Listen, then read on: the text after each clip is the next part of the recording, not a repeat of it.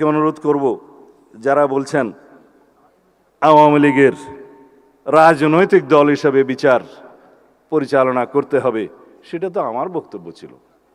2025-এর 5ই ফেব্রুয়ারি প্রথম আমি এই দাবি তুলি প্রেস ক্লাবে, এখনো অডিও ভিডিও সব পাওয়া যায়। দলের পক্ষ থেকে বলেছি, রাজনৈতিক দল হিসাবে বিচার সুগম করার জন্য কনস্টিটিউশন আর্টিকেল 47-এর অনুসরণে আমরা আইন সংশোধন করেছি, আইসিটি একটা আছে।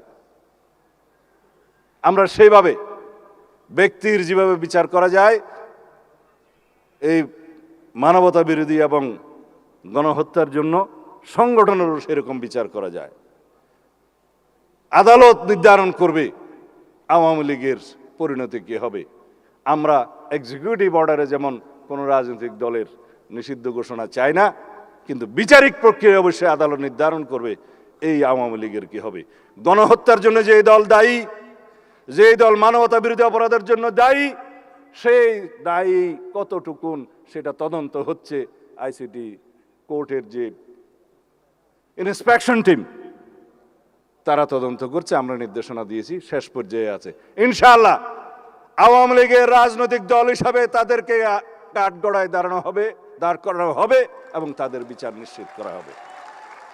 যারা আওয়ামী লীগের নেতাকর্মী ভাই বন্ধুরা মাঝে মধ্যে দিল্লি থেকে, মাঝে মধ্যে এখানে বনে বাদাড়ে আড়াল থেকে কিছু কিছু আওয়াজ দিয়ে থাকেন, মনে রাখবেন বাংলাদেশের মানুষ গণহত্যাকারী কোনো মাফিয়া শক্তিকে এই দেশে রাজনীতি করার জন্য আর অনুমতি দিবে না। দুঃস্বপ্ন দেখার দরকার নাই।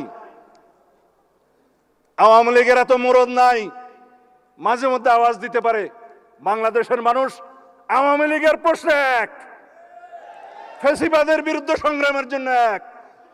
আমরা এই হাউজে পরস্পর তর্ক করব, বিতর্ক করব, জাতীয় সংসদে বিরোধী দল সরকারি দল আমরা বাহাস করব, কিন্তু যখন সওয়াল আওয়ামী লীগের আসবে তখন আমরা সমগ্র জাতি এক।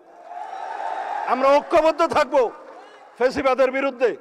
এক প্রশ্নে আমরা ঐক্যবদ্ধ থাকবো, এই জাতির সামনে কোনোদিন আমরা ফ্যাসিবাদের উৎপত্তি হতে দেব না, উৎপাদন হতে দেব না। কোন সরকার যাতে ফ্যাসিবাদী আচরণ না করে সেই জন্য জুলাই জাদুঘর আজকে রেখে এসেছি, ওখানে যেয়ে দেখে আসবেন। সবক নিয়ে আসতে হবে সমস্ত সরকারকে, যাতে কোনো সরকার ফ্যাসিবাদী আচরণ না করে। সেই জন্য ওইটা আমরা জীবন্ত জাদুঘর হিসেবে রেখে দেবো।